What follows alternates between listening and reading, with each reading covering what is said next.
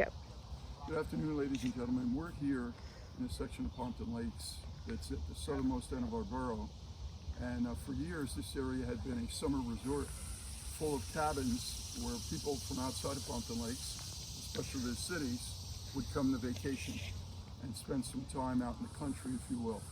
What you see here next to me is the remains, and there are several throughout this complex down here, of a fireplace for one of the cabins that used to stand here.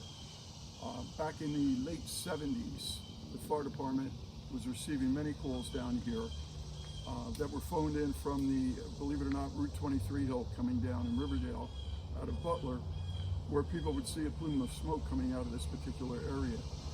And what we found out was it ultimately led to a cabin being set on fire by whatever. Could have been an unattended fire, it could have been something that was left burning when people left the premises. In any event, by the time the fire department would get back here, because all these roads were paper roads and restricted in many different ways as far as access, once the fire department got here, they would dump the tank water that they had available on the apparatus, and then of course they would have to go to draft and actually draft the water out of the Quantic River right here that runs adjacent to this site. So if you were to go comb through this site, you would find a lot of what were fireplaces, what were stilts that the cabins sat on, because this was a flood area, and in the spring and fall would be subjected to high water. So the cabins did have a baseline above, what the flooding event would be. We do have some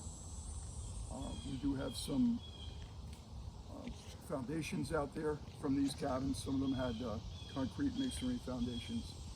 But in any event, some of them still remain. Most of them have been removed by the property owner at the time.